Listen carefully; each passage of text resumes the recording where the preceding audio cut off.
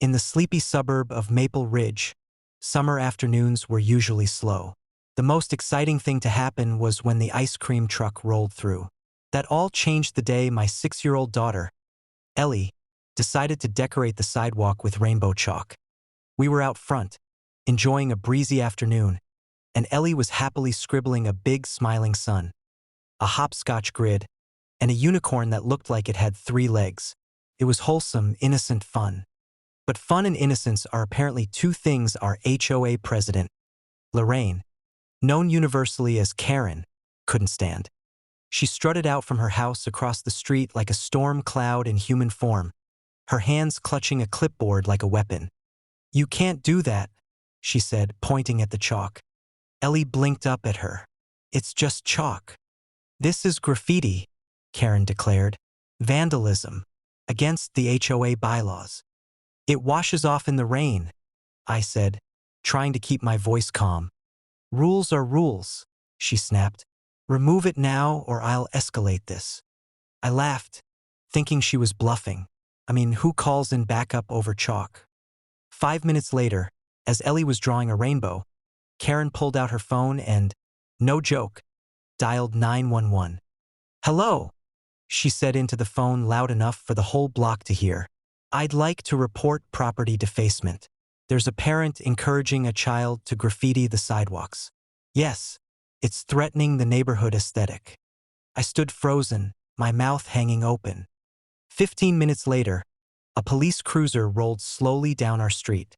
2 officers got out, looking puzzled. "Ma'am, is this the incident?" one officer asked, looking down at the chalk unicorn. "Yes," Karen cried.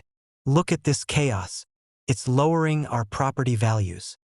The officer crouched, touched the chalk with his finger, and then stood up. "This washes off with water." "It's still vandalism," the second officer sighed. "Ma'am, sidewalk chalk is not a crime. This is not what 911 is for." A small group of neighbors had gathered, watching. Someone whispered, "She really called 911 over a rainbow." When the officers told her she could be fined for misusing emergency services, she completely lost it. "You're all conspiring against me, against the HOA."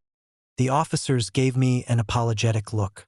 "Sir, just let your kid enjoy herself. We'll be on our way." "Ma'am, we suggest you take a deep breath." The police left.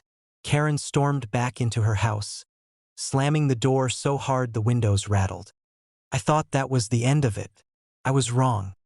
The videos of the incident, shot by at least 3 neighbors, spread like wildfire on Nextdoor, Facebook, and even TikTok.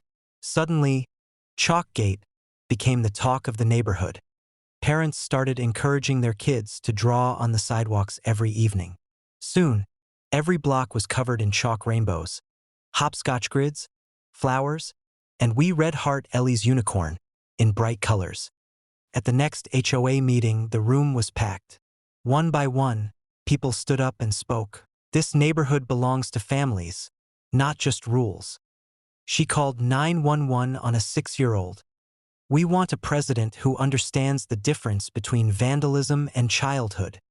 By the end of the night, a vote was taken. For the first time in HOA history, Karen was voted out on the spot. A month later, the new president declared Chalk Day a monthly community event. Ellie was given a giant box of chalk as an honorary gift. And Karen? She hasn't shown her face at a single event since. Now, every time I see Ellie drawing her crooked little unicorns on the sidewalk, I smile. Sometimes revolutions really do start with chalk.